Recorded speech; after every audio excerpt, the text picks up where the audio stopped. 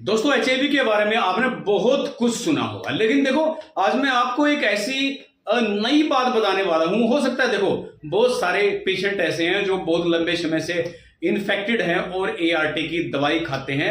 ऐसे क्या होता है कि लंबे समय से जो इन्फेक्टेड होता है उसको हर चीज का पता होता है, कैसे उसने दवाई खानी है, कैसे कब कब उसने टेस्ट करवाने, किस चीज का उसने खाने पीने का ध्यान रखना है, तो उसको काफी चीजों के बारे में पता होता है। हो सकता है उसको इसके बारे में पता हो तो, लेकिन जो नए हैं खासकर उनके लिए है, ठीक है। और बहुत सारे लोग जिसको इसके बारे में नहीं पता, आम आदमी जो जिसको एचआईवी है नहीं अभी तक, ठीक है। तो मैं आपको बताने वाला हूं कि एचआईवी रेसिस्टेंट भी लोग होते हैं। इसका मतलब आपको मैं शुद्ध भाषा में बताता हूं कि ऐसे लोग वो भी लोग होते हैं जो किसी ऐसे इंसान के साथ, ऐसी औरत के साथ यौन संबंध बनाते हैं जिसको पहले से एचआईवी है, वो एचआईवी इन्फेक्टेड है, लेकिन वो एचआईवी का इन्फेक्शन उस बंदे के अंदर नहीं आएगा जो एचआईवी रेसिस्टेंट होता है। यानी कि वो जितनी मर्जी बार किसी एचआईवी पेशेंट के साथ अनप्रोटेक्टेड तरीके से यौन संबंध भी बनाता है, तब भी उसके अंदर, जिंदगी के अंदर कभी भी एचआईवी का इन्फेक्शन नहीं होता। उसको बोलते हैं एचआईवी रेसिस्टेंट। अब ये होता क्यों है, होता कैसे होता है? देखो कईयों के कारण जन्मजात नेचुरली ऐसे CD4 सेल होते हैं, जब एचआईवी आता है तो उसके रेसिस्टेंट होते हैं, यानी कि उसको डिस्ट्रॉय कर देते हैं।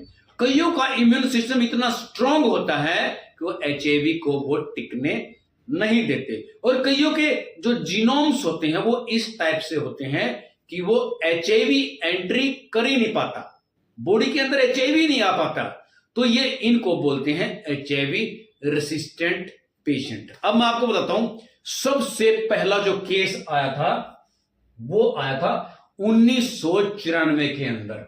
स्टीफन क्रॉन नाम का, 1994 में स्टीफन क्रॉन नाम का पहला ऐसा मरीज आया था जिसने किसी के साथ मल्टीपल मैनी टाइम्स अनप्रोटेक्टेड तरीके से यौन संबंध बनाए थे, लेकिन उसके अंदर फिर भी एचआईवी का इन्फेक्शन नहीं हुआ।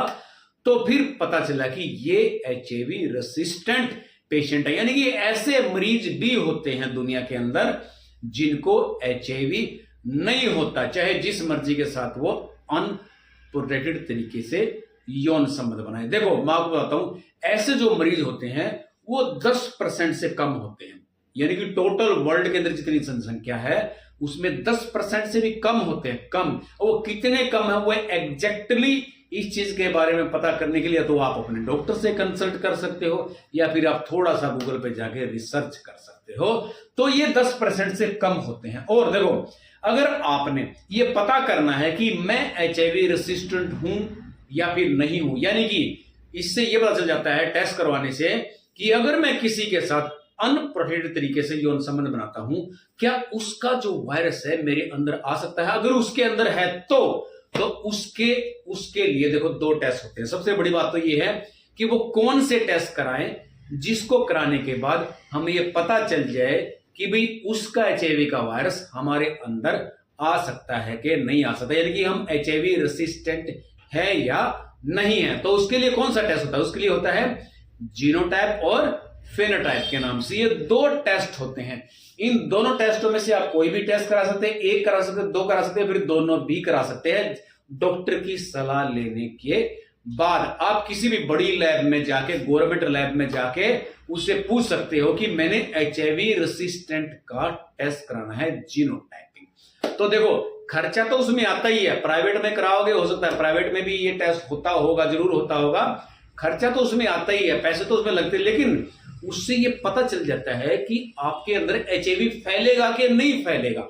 लेकिन ये जो पेशेंट होते हैं ये बहुत कम होते हैं। देखो मैं इस वीडियो के द्वारा ऐसे किसी को प्रमोट नहीं करता कि भी किसी को एचआईवी नहीं होगा। अनप्रोटेक्टेड तरीके से यौन संबंध बनाने से एचआईवी बिल्कुल हो सकता है। ये तो कुछ मरीज हैं, कुछ मरीज नहीं, कुछ लोग हैं, मरीज तो है ही नहीं ये कुछ लोग हैं ऐसे जो किसी के साथ दुनिया के अंदर यौन संबंध बनाते हैं जिसको एचआईवी, पहले से एचआईवी पॉजिटिव है, तो फिर क्या होगा, इनके अंदर एचआईवी नहीं जाता, इनकी इम्यूनिटी बहुत ज्यादा स्ट्रांग होती है। इनके जो CD4 सेल होते हैं वो क्या होते हैं, रेसिस्टेंट। और रेसिस्टेंट का मतलब समझते क्या होता है, खिलाफ, यानी कि जो वायरस हो उसके खिलाफ होते हैं।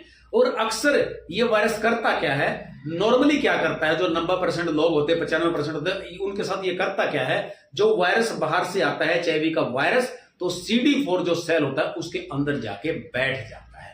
यानी कि वो CD4 हमारा सेल होता है उसको अलाउ कर देता है अंदर बैठने में, चुपके से बैठ जाता है। ये लेटेंट वायरस होता है। लेटेंट का मतलब है छुपा हुआ वायरस, चुपके से। और ये जो कुछ % लोग, जैसे मैंने बताया है, जब ये नाम भी बताया था मैंने उनका, स्टीफन क्रोन नाम, 1994 के अंदर HIV रेसिस्टेंट का पहला मरीज आया था। यानी कि पहला मरीज लाओ या फिर पहला जो डिटेक्ट हुआ था, पहला इंसान था। गूगल पे जाके भी इसको सर्च कर सकते हो कि कौन कौन से लोग ऐसे हैं जो HIV रेसिस्टेंट है और कितने % लोग हैं HIV जो रेसिस्टेंट है। देखो, वीडियो बनाने का मतलब सिर्फ इतना होता है कि आपको सिर्फ जानकारी देना। यहां पे किसी चीज का इलाज नहीं किया जाता, ठीक है, सिर्फ आपको एक जानकारी दी जाती है। देखो, अब मैंने आपको थोड़ी जानकारी दी है, चाहे ज्यादा जानकारी दी है, लेकिन आपको इस चीज का पता चल चुका है कि HIV रेसिस्टेंट भी ऐसे लोग होते हैं। आप अब गूगल पे सर्च करोगे तो उसके ऊपर आपको ज्यादा कंटेंट मिलने के चांस है। तो दोस्तों, अगर आपको ये वीडियो मेरी अच्छी लगी